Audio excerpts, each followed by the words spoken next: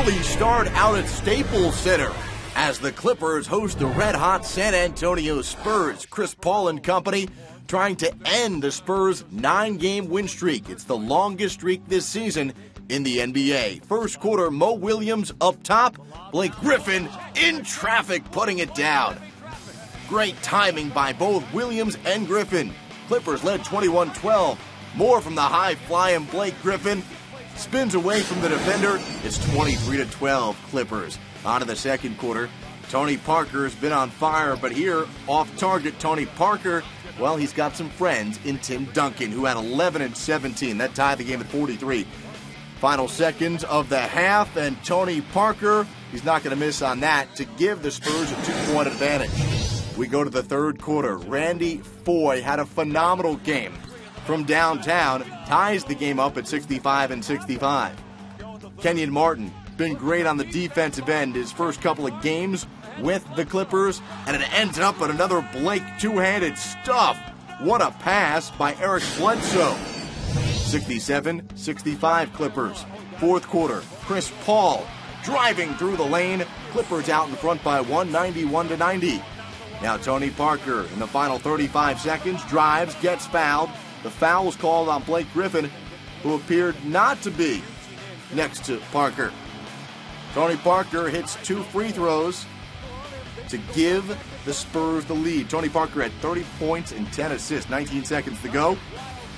It's Tim Duncan missing the layup, and Chris Paul gets the rebound. He's fouled. Clippers up by 1. 12 seconds to go. After Chris Paul hits 2 free throws to give the Clippers a 3-point lead, Gary Neal, look at that. It's 95-92 as the ball is loose.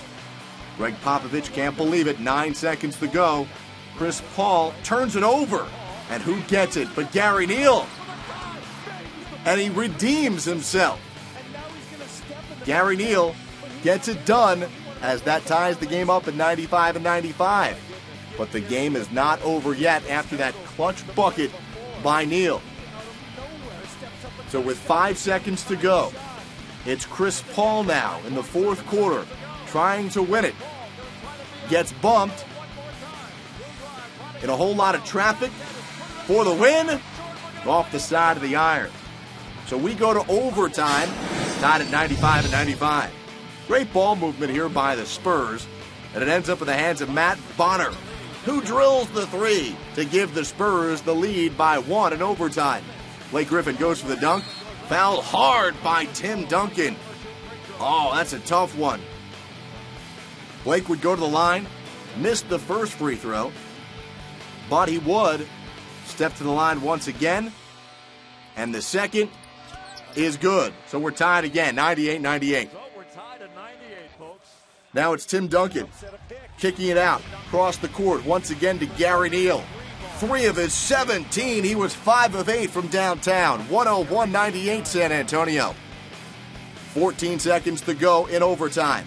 After Tony Parker hit 2 free throws to give the Spurs a 5-point lead, Blake Griffin dribbles and throws it down. First career 2020 game from Blake.